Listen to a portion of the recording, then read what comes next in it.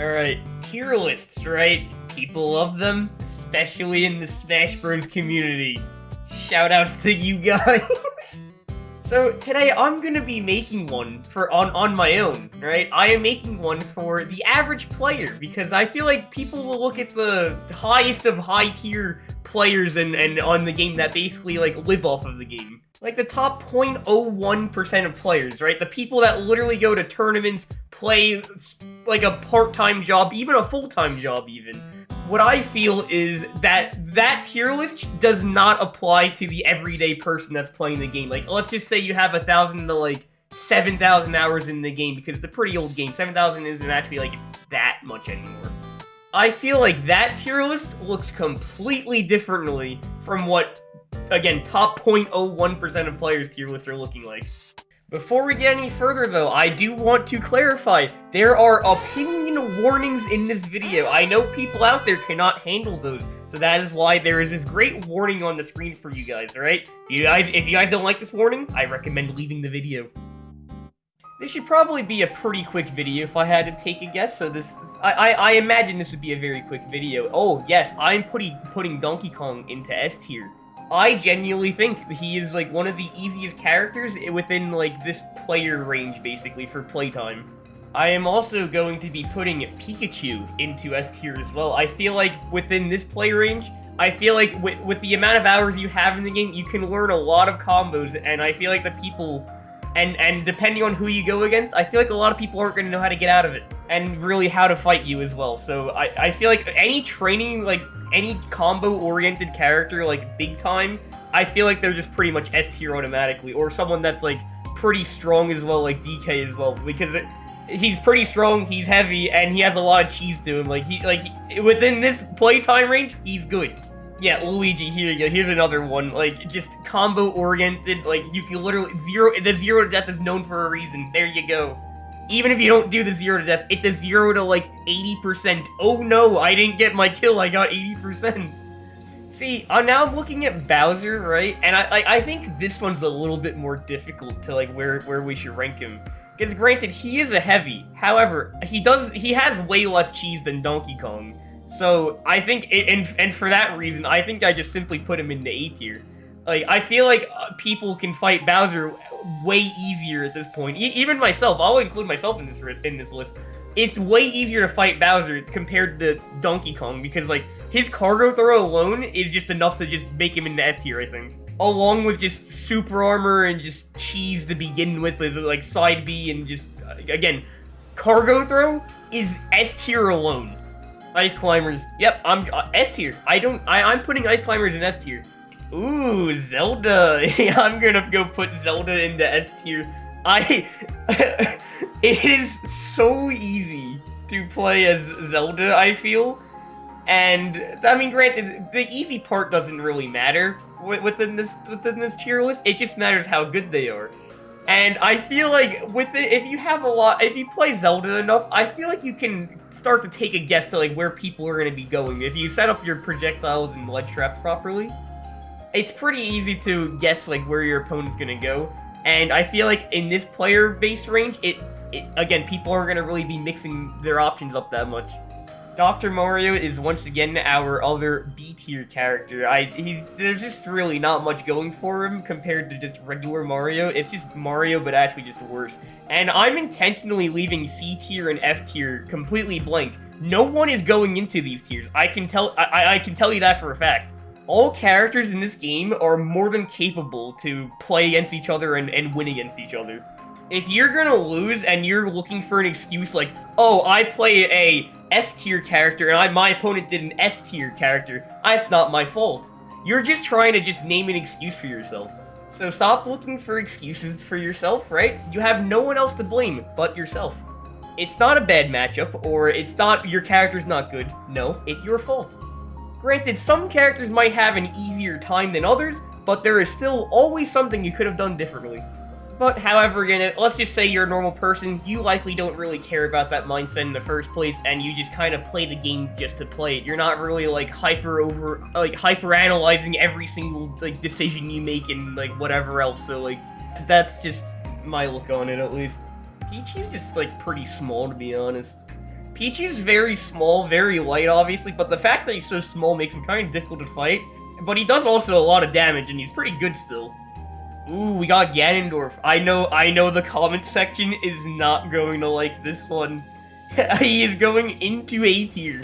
All you need to do with him is, like, granted, you might get edge-guarded a little bit, and you might get, like, hit a lot, but if you do 2 hits, your opponent's at, like, 40% at minimum. I think the fact that it's, like, all it takes is 2 hits to kill your opponent, basically, I think that's just more than makes up for it. Again, especially at this skill level. Alright, so Roy and Chrom are kind of interesting, because Roy is without a doubt S tier, like, that's not even a question here. Chrom, however, like, I'm leaning towards either, like, A or B, like, either very, like, low A tier, this isn't ordered, none of this is ordered, by the way, but either way, like, low A tier, or just in B tier, pretty much, so, like, I don't really know where to put him. I'm actually gonna go put him in B tier, because I think, actually, his recovery is just worse than Ganondorf, honestly. And I think that just goes long enough of a way. Plus, he's not as heavy. At least I don't think so, to be honest. I don't really know. But he's definitely not as strong either as Ganondorf. So, like, I think I'm gonna put him in B tier. Wario's kind of a difficult one to rank because it's like, I'd probably rank him low S tier, but also he could go high A tier. So, again, it's kind of a difficult one because you also have his comeback mechanic, which is just a free kill, basically. He's also very combo heavy. You know, I think I'm gonna actually put him in the S tier. Ooh, everyone's favorite, guys. You got Sonic. I wonder where he's gonna go. King DDD. I feel like people are gonna be very upset with this one for some reason. Like, you'd think he'd go to B tier. Uh-oh, not for my list. He's going, if I could put him here, please. Go downwards. There you go. Yeah, King DDD's going up to A tier. Again, he's just a heavy, and the fact that Gordo is just the entire gameplay, and I feel like, again, it's very difficult to play around projectiles. Again, especially, hear me out, especially at this skill level. I wonder how many times I said that. Ooh, these next two, I feel like these two are gonna stir up some pots, we could say. Is that a phrase? I don't know. It is now, if anything. The Little Mac. Ooh. Ooh, he's in fucking A tier. Little Mac is in fucking A tier. Again, I don't care how bad his recovery is. When he has super armor and he's extremely strong with every hit just doing a crazy amount of damage plus KO punch, I don't fucking care about his recovery. He's going into A tier. And then Rosalina. I'm putting Rosalina in B tier. I played Rosalina before, and I still do.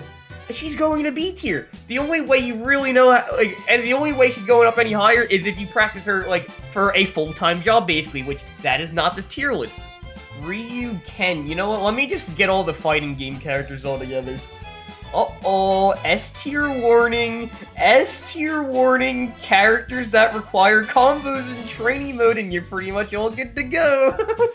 Again, I just feel like at this level, you can know your combos, but the person you're playing against is gonna have a hard time to get out of their combos and have a hard time to fight these characters.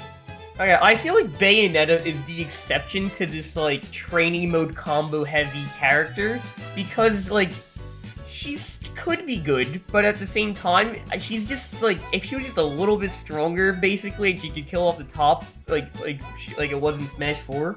Yeah, S tier without a doubt, but I feel like she got nerfed enough where I feel like it's still A tier, but she's still good enough where it's like, if you know what you're doing, you'll be fine. Uh-oh, K-Rool, here we go, S tier. I think you guys can see the point of what I'm trying to make here with, like, a lot of the characters in the tier list. Again, I'm specifically leaving C tier and F tier completely empty.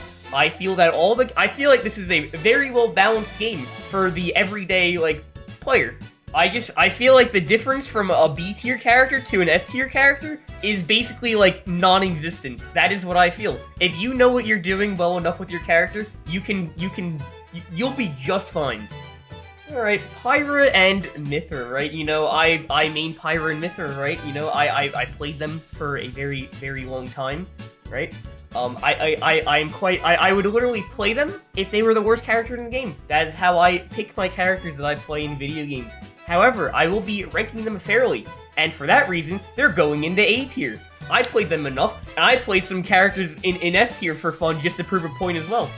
I don't think they're actually that good in this skill level. I feel like they're a very good, like, complete noob destroyer, and they're also a lot better at top 0.1% player level, basically. But in this middle range, I don't think they're that good.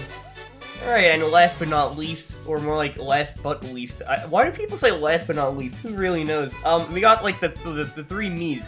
I think Mii Brawler is probably the worst one out of the three. Again, I don't really care what the pro players say. This is my tier list, and this is for, again, people that do not play the game 24/7. So I think I'm putting Mii Brawler into A tier, and I'm putting Mii Sword Fighter and Mii Gunner into S tier, without a doubt. And there you go. There is my tier list. I know a lot of you guys do not like this tier list. You guys are most definitely typing some funny stuff out in the comments, like, actually, I play so-and-so, and they're a really difficult character. Or maybe you're gonna be, maybe you're a little different, maybe you're typing something like, this character is so bad, you just have a massive skill issue. And you know what I say to you guys? Please go ahead and type all of that. I would really appreciate the help boosting this video in the algorithm. Thank you very much. While you're at it, make sure to go dislike the video if you're commenting that. But however, if you're commenting normal stuff like a normal person, make sure to leave a like on the video instead.